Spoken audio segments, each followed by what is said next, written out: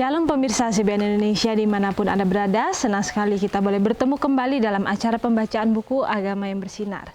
Pada saat ini kita sudah memasuki halaman yang ke-144 yang berjudul Kesalehan Diperlukan untuk Kepuasan. Ayat intinya terdapat dalam 1 Timotius 6 ayat 6. Memang ibadah itu kalau disertai rasa cukup memberi keuntungan besar. Dan kita masuk dalam pokok pembacaannya. Iman dalam kasih Tuhan dan pimpinannya meringankan beban kecemasan dan urusan hidup. Itu memenuhi hati dengan kesukaan dan kepuasan dalam keadaan hidup yang tertinggi dan yang terendah. Agama secara langsung cenderung untuk menyehatkan, memperpanjang hidup, dan menambah kesukaan kita akan segala berkat-berkatnya. Jadi bagaimana di sini dalam ayat intinya saja sudah dikatakan bahwa ibadah yang disertai dengan rasa cukup itu akan memberikan keuntungan. Jadi bagaimana ketika kita selalu merasa diri itu cukup, merasa cukup untuk bersyukur, cukup untuk memberi, bahkan dikatakan itu akan memberikan kepada kita itu sebuah keuntungan besar. Jadi bagaimana di sini kita diingatkan kembali untuk selalu merasa bersyukur dalam kehidupan kita, sehingga dalam kehidupan itu kita tidak hanya mengeluh, kita tidak hanya berfokus kepada segala masalah dalam kehidupan kita. Lalu juga di sini dikatakan bahwa iman dalam kasih Tuhan dan pimpinannya itu akan meringankan setiap kecemasan dan urusan hidup. Jadi bagaimana di sini juga dikatakan bahwa manusia itu akan cenderung untuk berputus asa atau cemas dalam kehidupannya. Bagaimana kita itu selalu khawatir akan kehidupan untuk memenuhi kebutuhan makanan dan pakaian kita. Itu seperti yang firman Tuhan sudah tuliskan ketika Adam dan Hawa jatuh ke dalam dosa. Bagaimana Tuhan sudah memberitahukan kepada mereka bahwa dengan penuh kecemasan mereka akan mencari makanannya. Jadi bagaimana di sini juga dikatakan bahwa itu semua akan ringan. Beban-beban itu akan ringan ketika kita bergantung sepenuhnya hanya kepada Tuhan. Jadi bagaimana di sini kebergantungan kepada Tuhan atau iman atau percaya sepenuhnya kepada Tuhan itulah yang menjadikan modal bagi kita supaya kita mempunyai kehidupan yang ringan, kehidupan yang damai.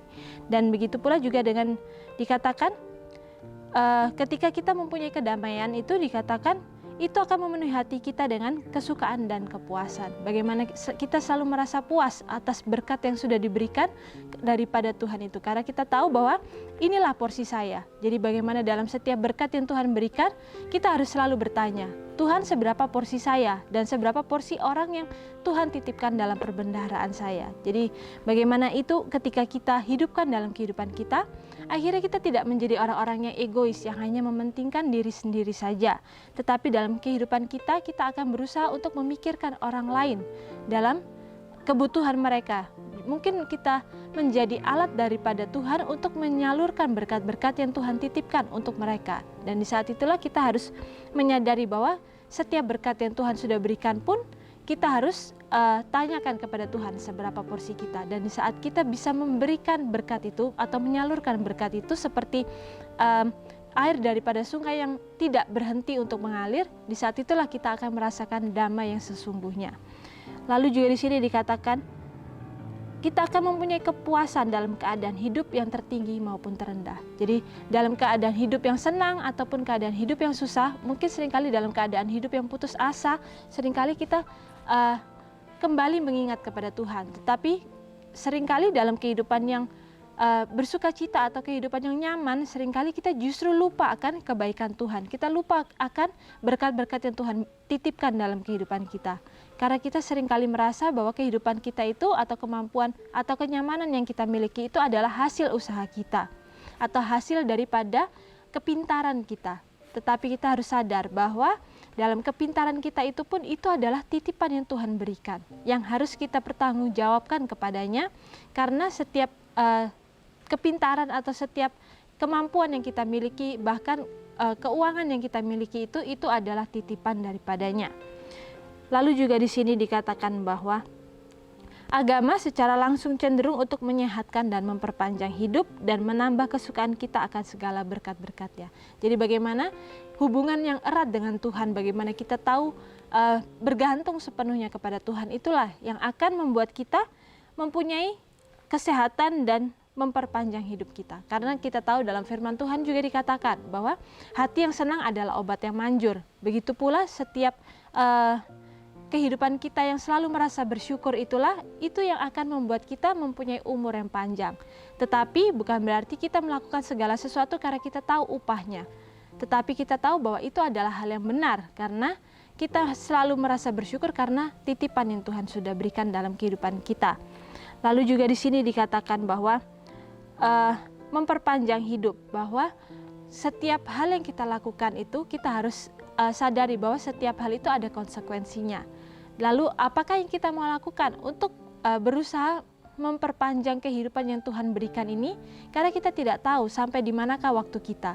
Kita tidak tahu kapan Tuhan memberikan waktu untuk kita. Apakah kita sampai lanjut usia ataukah kita diistirahatkan secepatnya. Kita tidak ada yang tahu karena 5 menit bahkan 1 detik ke depan pun tidak ada yang tahu. Hanya Tuhan saja yang tahu karena Ia adalah Alfa dan Omega. Hanya Tuhan yang tahu kehidupan kita. Tetapi ketika kita masih diberi nafas, ketika kita masih diberi kesempatan waktu oleh Tuhan, apakah yang kita mau lakukan? Apakah kita mau berusaha untuk menjadi berkat bagi orang lain? Berusaha untuk memberitahukan bahwa Tuhan itu adalah Tuhan yang pengasih, karena kita sudah merasakan terlebih dahulu kasih-Nya itu, sehingga mereka juga boleh merasakan kasih Tuhan itu, ataukah kita hanya mau menerima berkat daripada Tuhan saja. Jadi di sini kembali kita diingatkan bahwa kita akan mempunyai kesukaan atas segala berkat-berkatnya itu adalah ketika kita merasakan kasih daripada Tuhan. Kita mensyukuri berkat-berkat yang sudah Tuhan berikan dalam kehidupan kita. Dan di saat itulah akhirnya kita bisa memberikan lagi atau menyalurkan berkat-berkat itu kepada lingkungan di sekitar kita. Jadi bagaimana berkat itu tidak berhenti di kita, tetapi boleh tersebar luas di lingkungan kita. Lalu juga di sini dikatakan bahwa itu akan membukakan kepada jiwa suatu sumber kebahagiaan yang tidak pernah kering. Seandainya semua orang yang belum pernah memiliki Kristus bisa menyadari bahwa ia mempunyai sesuatu yang jauh lebih baik untuk diberikan kepada mereka daripada apa yang mereka sedang cari bagi diri mereka sendiri. Manusia sedang berbuat suatu ketidakadilan dan yang membahayakan kepada jiwanya bila mana ia berpikir dan bertindak bertentangan dengan kehendak Tuhan. Tertulis dalam buku Alfa dan Omega jilid 2 halaman 237 dan 238. Jadi bagaimana di sini dikatakan bahwa sumber kebahagiaan kita yang tidak akan pernah mengering itu adalah Tuhan kita sendiri, Bapa kita sendiri. Dan di saat kita sudah bergantung sepenuhnya sama sumber yang tidak akan pernah mengering itu, apakah kita lah yang menjadi sumber yang kering itu, ataukah kita mau menyalurkan sumber itu lagi sehingga kita pun bisa menjadi mata air penyalur itu? Dan di sini juga dikatakan bahwa seandainya semua orang yang belum pernah memiliki Kristus bisa menyadari bahwa ia mempunyai sesuatu yang lebih baik untuk diberikan daripada yang kita usahakan untuk diri kita sendiri. Jadi bagaimana di sini firman Tuhan dengan jelas mengatakan bahwa seandainya kita semua menyadari bahwa Tuhan itu tahu apa kebutuhan kita, lebih daripada apa yang kita pikirkan itulah kebutuhan kita. Bagaimana kita berusaha untuk mencari bagi diri kita sendiri ini kemampuan atau kenyamanan atau keadaan yang membuat kita itu akhirnya bisa merasa bahwa kita ini mampu untuk melakukan segala sesuatu. Tetapi ketika kita sadar dengan pikiran yang jernih, dikatakan bahwa kita akhirnya bisa mempunyai sesuatu yang lebih baik dalam kehidupan kita. Karena kita tahu bahwa rancangan yang Tuhan rancangkan dalam kehidupan kita itu adalah sebuah rancangan yang terbaik dalam kehidupan kita. Tetapi sering dalam kehidupan kita justru melawan rancangan-rancangan Tuhan itu. Seringkali kita berusaha untuk mencari jalan kita sendiri. Kita tidak mau mengikuti jalan yang Tuhan sudah terapkan dalam kehidupan kita. Lalu juga dikatakan bahwa manusia sedang berbuat sesuatu ketidakadilan ketika kita berpikir untuk bertentangan melawan kehendak Tuhan. Jadi bagaimana di sini firman Tuhan dengan jelas mengingatkan kepada kita bahwa kita berada dalam bahaya ketika kita berusaha untuk bertentangan dengan kehendak Tuhan. Seringkali dalam kehidupan kita tanpa kita sadari, kita sudah memilih pilihan kita sendiri yang mungkin bertentangan dengan pilihan Tuhan.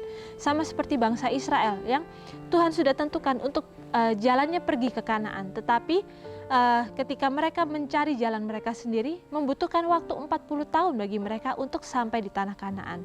Bukan berarti Tuhan tidak memberkati mereka sepanjang perjalanan itu, tetapi ketika perjalanan itu Tuhan izinkan mereka memilih pilihan mereka sendiri, karena Tuhan tidak bisa mengambil alih kebebasan memilih daripada bangsa Israel.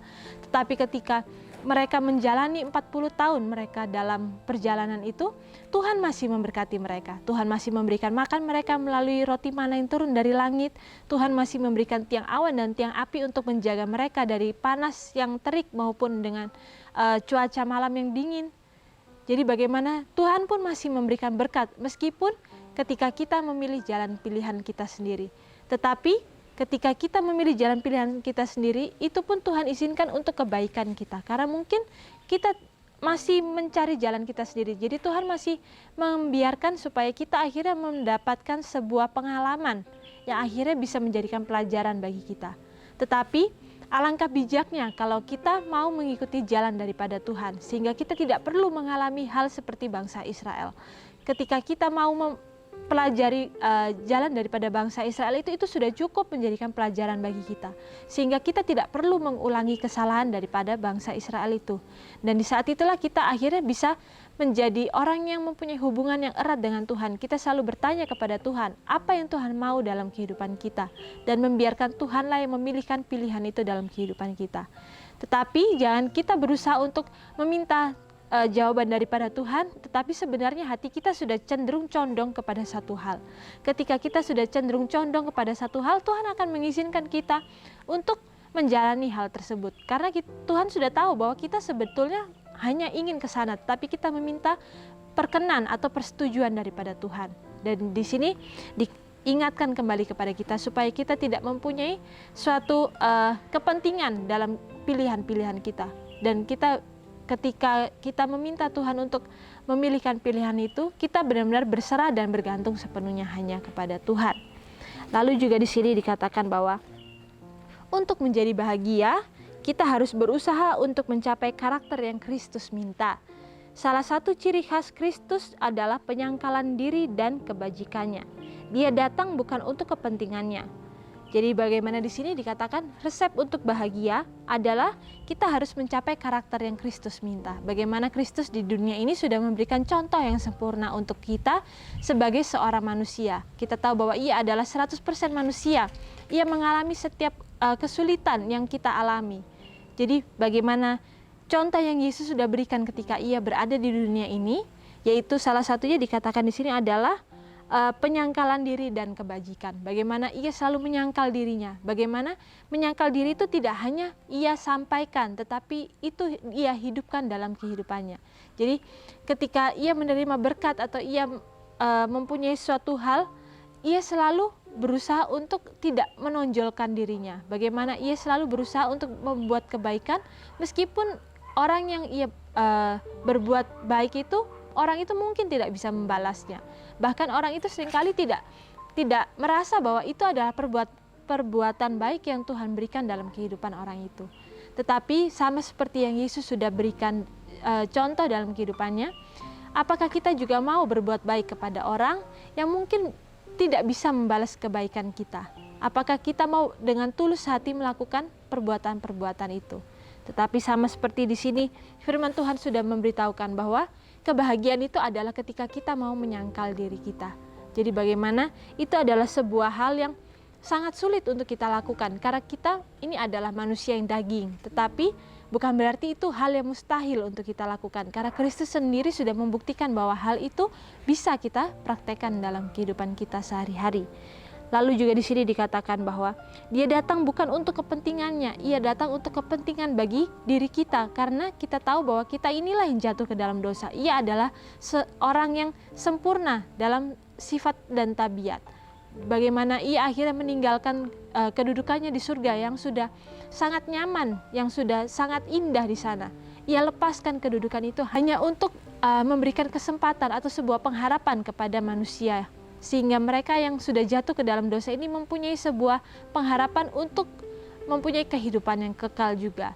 Jadi bagaimana kita harus sadar bahwa kehidupan yang kita miliki ini adalah sebuah berkat yang begitu besar. Kita peroleh karena pengorbanan daripada Kristus itu sendiri. Jadi bagaimana kita dengan kita selalu menyadari akan pengorbanan Kristus itu, kita melihat akan kasih Tuhan itu, kita akan berusaha untuk hidup dengan bertanggung jawab. Karena kita tidak mau untuk menyia-nyiakan kesempatan yang sudah Tuhan berikan atau kebaikan yang sudah Tuhan berikan itu.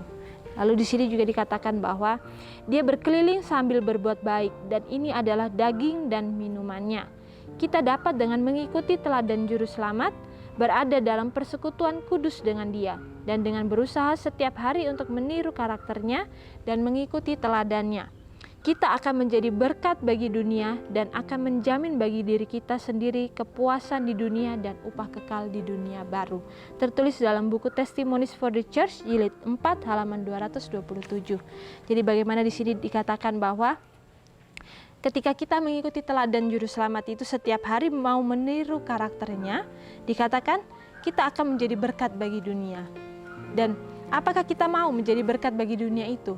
Dan ketika kita mau menjadi berkat bagi dunia itu, tentu saja kita harus beres dulu dalam kehidupan kita sendiri. Karena kita tidak bisa memberikan sesuatu kepada orang ketika kita tidak memiliki hal tersebut.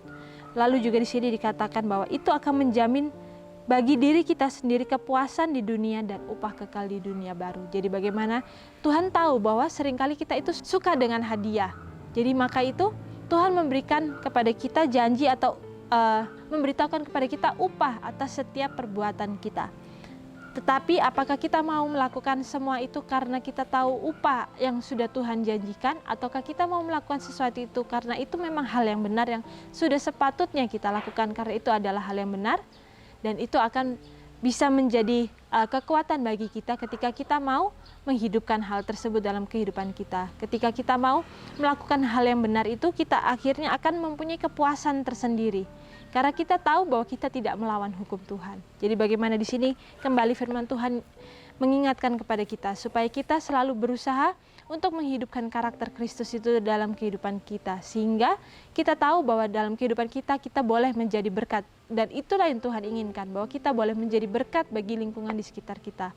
Dan hendaklah apa yang firman Tuhan sudah sampaikan pada saat ini boleh menjadikan tuntunan bagi kehidupan kita sehingga kita semakin hari semakin seturut dengan kehendaknya dan kita boleh menjadi anak-anak Tuhan yang dikatakan mempunyai kehidupan yang saleh sama seperti yang Tuhan sudah hidupkan ketika ia berada di dunia ini. Dan sampai bertemu kembali dalam acara pembacaan-pembacaan yang selanjutnya. Shalom, Tuhan memberkati.